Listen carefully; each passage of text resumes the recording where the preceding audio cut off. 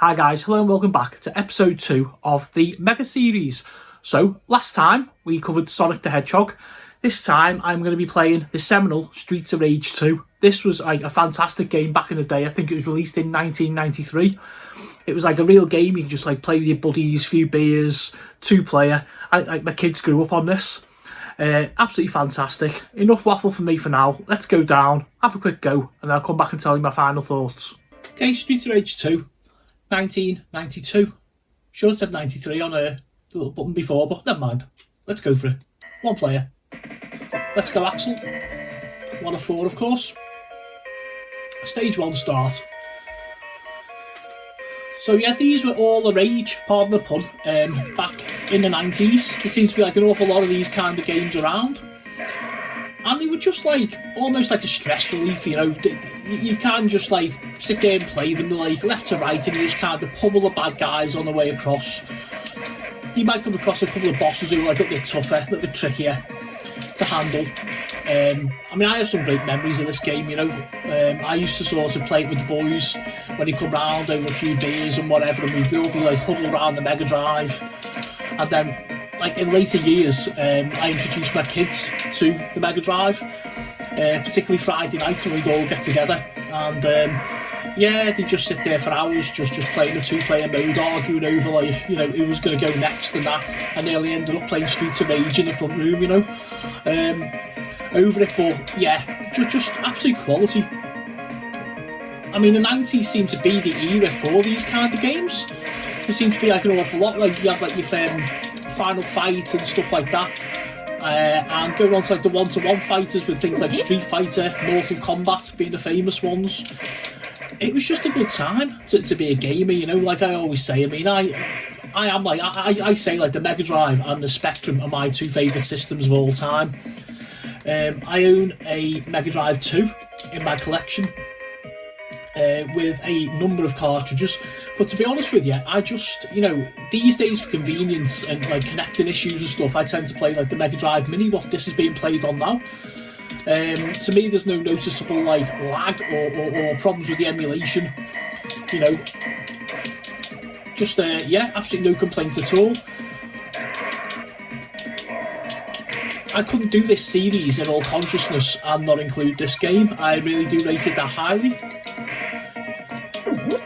You know, these are like, I've described in the past, like, you know, no-brainer games. You don't have to think about these. You know, this isn't like a Zelda or you know, something like that where you've got to kind of, and there I'm going like using Nintendo games as an example on a Sega video. But you know what I mean? Like, you don't have to sort of concentrate on these. You just walk left to right, bash a couple of buttons, beat up a few bad guys, and like away you go, really, you know. Just watch out for people like him with like that little knife that just keep on eating away at your health bar. Grab yourself a pipe and yeah. Let's just tee off on a few of these boys.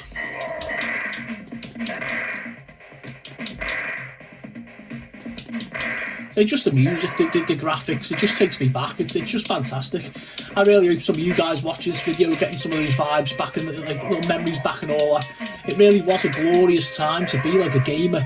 You know, we had the computers of like the 80s and then we had like, you know, the 16-bit era after like the NES and the Master System and stuff, and just a good time to be a gamer. You know, I do feel for like the kids these days now with like pay to play and online and that, you know, like I say, you know, you sort of like sit there with like your mates or your kids or whatever, like, you know, but obviously back in the day, like with your mates, and just play this to death, you know.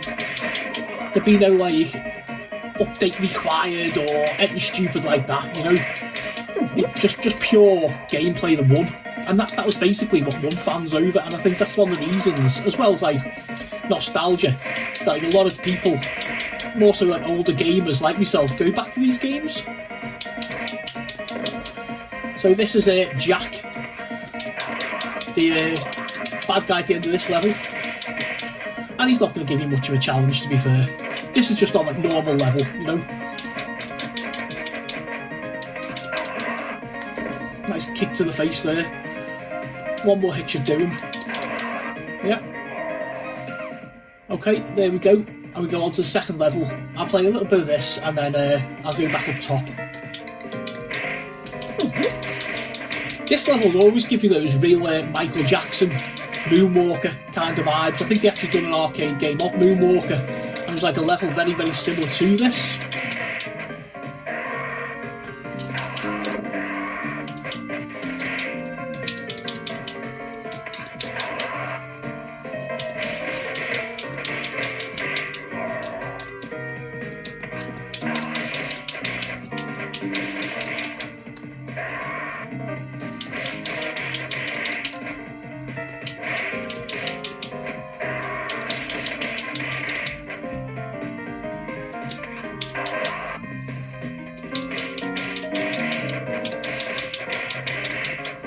I mean, this whole level and the one before it is just like basically one button, you know, 2 buttons if you want to jump.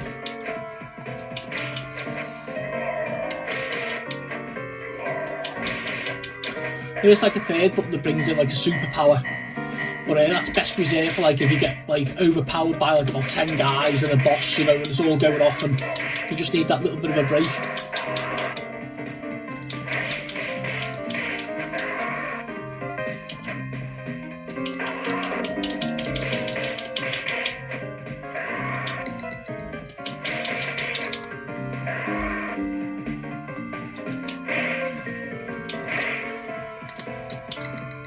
Be sure to pick up your money on the way through for high scores. Nice little apple there, a little bit of food. Electra, the lady with the whip. You jump on these characters as soon as you can because they can dish out like a lot of damage to you.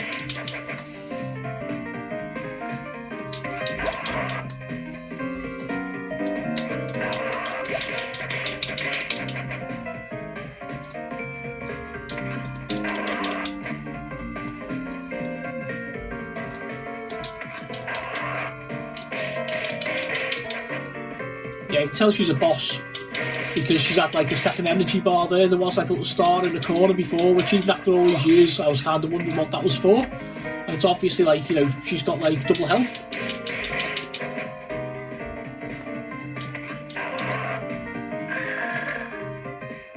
There we go, folks. Look at that rain effect there as well. Unbelievable. Just this game was just, it just had it for me. I remember the first time I ever played it. I think one of my mates actually rented it from a local video store. That was like a very, very 90s thing to do. Because you know, we couldn't afford the games. You know, like sort of £50 pop back then, you know, and that. But another thing we used to do was sort of swap games. Like, you know, you get like a game and then you'd like swap with your mate for a few weeks and that. Or obviously we'd all kind of catch up on a Friday night over a few beers and just have like a Megadrive night, you know. We'd kind of go on until like, don't know, stupid hours in the morning, just playing and playing and playing until we basically like dropped.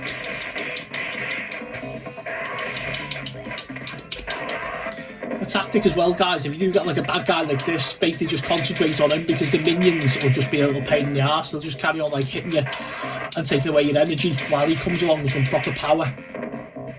I mean, I've no need to tell you guys that, obviously. I'm sure there's more seasoned gamers in there than what I am, but I'm just kind of waffling as I'm playing.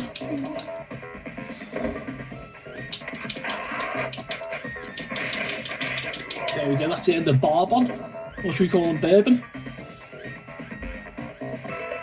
Stage 1, clear. Okay, I'm going to leave it there, guys, and go back up top. I hope you enjoyed that little gameplay demo. Welcome back, folks. Oh, what a game. What an absolute belter of a game. As fun in single player as what it is in multiplayer. Really, really wound back the years. They don't make games like this anymore. There was a game the other week, I think, on the Evercade review, 64th Street, and that kind of reminded me of it, but it's still no Streets of Rage. When he made this one, they broke the mould. I'm sure there's loads of you out there who've played this game and loved it, and hopefully still play it today. Leave me comments below. Are you enjoying the series? Did you play Streets of Rage 2? Have you played number 3, which is quite expensive by all accounts to purchase otherwise? Yeah, that's me, folks. I'll be back in a couple of months' time for episode 3, and I shall leave you in suspense as to what I shall pick. See you later.